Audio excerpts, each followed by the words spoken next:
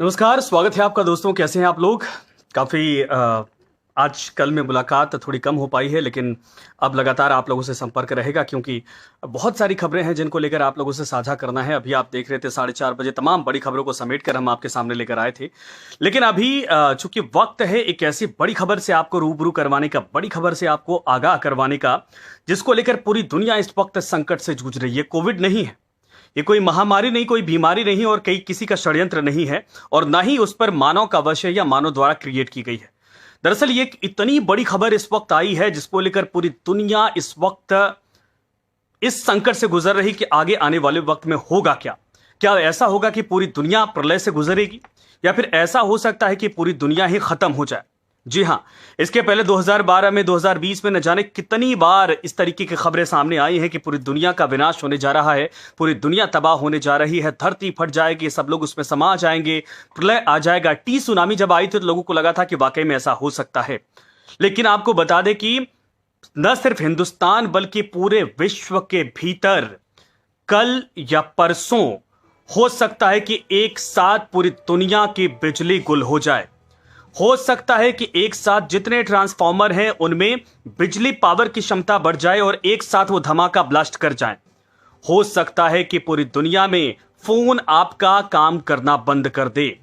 हो सकता है कि आप टेलीविजन, फोन और रेडियो, किसी भी दूर संचार या फिर जिससे भी आपको इंफॉर्मेशन मिलती है वो काम करना बंद कर दे कुछ घंटों के लिए। और वो इसलिए है कि अंतरिक्ष से पूरे धरती पर एक साथ 16 लाख किलोमीटर प्रति घंटे की रफ्तार से एक तूफान बढ़े चला आ रहा है। और यह भी कहा जा रहा है वैज्ञानिकों की तरफ से कि आने वाले वक्त में यह तूफान और ज्यादा रफ्तार पकड़ेगा और तबाही मचा सकता है और इससे बहुत नुकसान हो सकता है कि जितने भी हमारे संसाधन अब तक फोन को लेकर, रेडियो को लेकर या फिर कहा जाए कि टेलीविजन को लेकर, नेटवर्क संसाधन को मजबूत करने को लेकर तैयार किए गए हैं, वो सब ध्वस्त हो जाएं। और यह पहली बार नहीं हो रहा, इसके पहले भी इस तरीके के तूफान आए हैं। 100-150 सालों के इतिहास में आप देखेंगे तबाही मचाते चले गए हैं। उस दौरान की मैं कुछ बातें आपको बताता हूं, कुछ जो साइंटिस्ट हैं या फिर जो पत्रकारों ने देखा था वो बताया था। दरअसल पूरी अपडेट पहले आपको देते हैं, उसके बाद इसके बारे में बताएंगे। इसको महातूफान कहा जा रहा है और ये सूरज के सतह से पैदा हुआ है, इसीलिए इसको सौर महातूफान कहा जा रहा है। आज या कल में दुनिया भर में बिजली एक साथ गुल हो सकती है। ऐसा आपने शायद इस जनरेशन ने या हमारे से आगे वाली जो पीछे वाली पीढ़ी थी उसने भी कभी देखा नहीं होगा। मोबाइल, टीवी, रेडियो काम करना बंद कर देंगे। पूरी दुनिया के वैज्ञानिक इस वक्त चिंतित हैं। अंतरिक्ष से धरती की तरफ तेज गति से यह तूफान बढ़ता चला आ रहा है। रफ्तार इसकी सुनिए, आपने 140-150 किलोमीटर गेंदबाजों की रफ्तार देखी होगी कि प्रति घंटे की रफ्तार से वो गेंद फेंकते तो दिखाई नहीं देता, बल्लेबाज चकमा खा जाता है और क्लीन बोल्ड हो जाता है या फिर वाकई में कैमरा भी उसको कैच नहीं कर पाता है। लेकिन इसकी रफ्तार 16 लाख किलोमीटर प्रति घंटा की रफ्तार से आगे बढ़ रहा है ये, और लगातार धरती की सतह की तरफ आगे बढ़ता चला आ रहा है। कहा जा रहा है कि इसकी रफ्तार और बढ़ सकती है, ये 17 लाख 18 लाख प्रति घंटे की रफ्तार से आगे बढ़ सकता है। यहां पर 100, 150, 200 किलोमीटर की रफ्तार से कोई चक्रवात अगर आता है तो पेड़, घर, गाड़ियां सब उड़ने लगते हैं, आपने देखा होगा। लेकिन इसकी रफ्तार 16 लाख किलोमीटर प्रति घंटे की रफ्तार से धरती की तरफ यह बढ़ रहा ये तूफान, और सूरज के सतह से यह तूफान पैदा हुआ है। सूरज की गर्मी की वजह से बताया जा रहा है कि यह तूफान पैदा हुआ है जो लगातार इस वक्त पूरी धरती के वैज्ञानिकों को चिंता में डाले जा रहा है। वैज्ञानिकों ने पूरी दुनिया को अलर्ट जारी किया है। सैटेलाइट सिग्नल और विमानों की उड़ान के लिए भी चेतावनी जारी कर दी गई है वैज्ञानिकों की तरफ से।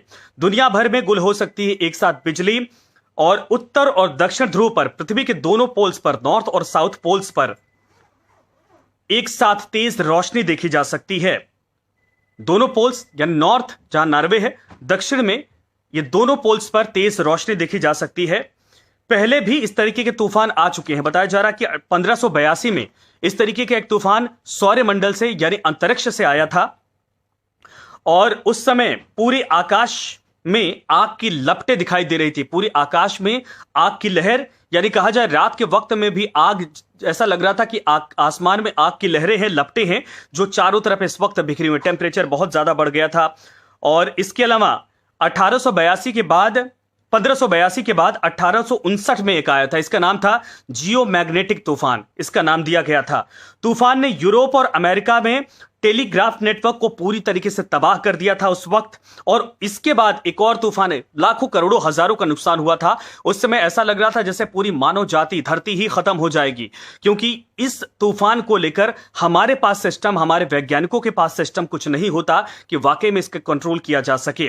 आपको बता दें, इसके बाद भी एक तूफान आया, यह था 1989 में। इसका नाम था सौर तूफान, जो कनाडा में तबाही ने मचाया था। और उस वक्त पावर लाइन में करंट की क्षमता बढ़ गई थी। और क्यूबेक शहर एक कनाडा में है, क्यूबेक शहर आपने सुना होगा, 12 घंटे तक पूरी तरीके से बिजली कनेक्शन गुल था। तब फोन का आविष्कार होने के बाद फोन चारों तरफ बट रहे थे। और उस वक्त 1989 की बात है ये, तब टेलीविजन का भी आविष्कार हो चुका था। सब कुछ पूरी तरीके से ठप हो चुका था। और क्यूबेक शहर में आप दरअसल उस वक्त रात के वक्त में भी इस तरीका का आलम था कि आसमान में दिखाई देता था जैसे रात में आग जल रही है। और खासकर उत्तरी आसमान में, तो अगर आप लोगों को भी इससे बचना, इस तूफान से, तो कोई ऐसा तरीका नहीं है। आप अखबारों, टेलीविजन और इस वक्त जितने भी दूर संचार के माध्यम हैं, सबके जरिए आप इसको अपडेट कर सकते हैं। अखबारों में इस वक्त ये खबर आ गई है प्रमुखता से कुछ देर पहले, और ये एक ऐसी खबर है जो सबको परेशानी में डाल सकती है, क्योंकि 24 से 48 या हो सकता है कि 50-72 घंटे के भीतर ये धरती से टकराए। वैज्ञानिक पूरी कोशिश कर रहे हैं कि इसकी रफ्तार को कम करने के लिए क्या किया जा सकता है, लेकिन चूंकि इसकी रफ्तार इतनी ज्यादा है और जिस बड़े पैमाने पर यह तूफान धरती की तरफ बढ़ रहा है, वैसे में धरती वाकई में उसके सामने बहुत छोटी सी दिखाई दे रही है। यानी पूरी धरती के हर हिस्से को यह प्रभावित करेगा। और ऐसे में देखना यह होगा कि कितना नुकसान हिंदुस्तान या पूरी दुनिया पर यह करता है, क्योंकि जब जब ऐसे तूफान जो धरती की सतह से ना उठकर समंदर किसी का वश नहीं होता है, अगर कोई स्टेरॉयड वहां से आता है तो उसको किसी तरीके से मिसाइल या कोई और माध्यम से उसको टाला भी जा सकता है, तोड़ा भी जा सकता है, उसको टकराने से रोका जा सकता है। लेकिन ये एक ऐसा है जिससे बहुत पैमाने पर नुकसान होता है। हालांकि एक अच्छी खबर इसमें वैज्ञानिकों ने कहा है, क्योंकि चुंबक जो कि धरती का चुंबकीय क्षेत्र है, इसके खिलाफ एक सुरक्षा कवच का काम करेगा।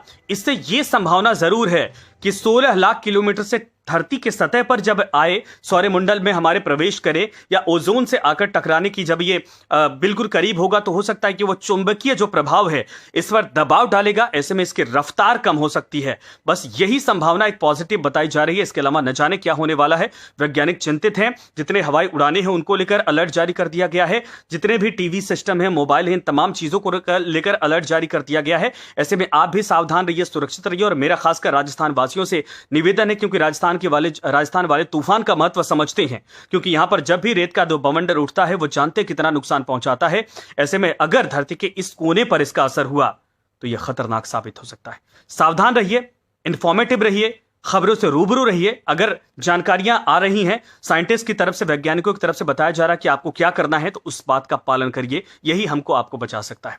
इसको साझा करिए ताकि लोगों तक यह जानकारी पहुंच जाए और लोग सुरक्षित हो सकें। धन्यवाद, शुक्रिया। वैसे भगवान भरोसे सब कुछ है, भगवान रामकृष्ण पे छोड़ दीजिए। जो होना होगा होगा, लेकिन तैयारी, अपनी सुरक्षा अपने हाथ में रखी जाती है। अपनी जिम्मेदारियां, अपने घर वालों की सुरक्षा अपने ऊपर रखी जाती है। जैसे कोविड में आपने किया, उसी तरीके से 1-2 दिन के इस खतरे को टालने के लिए भी आप मुस्तैदी से अपने आप को तैयार करके रखिए। धन्यवाद आप सभी का।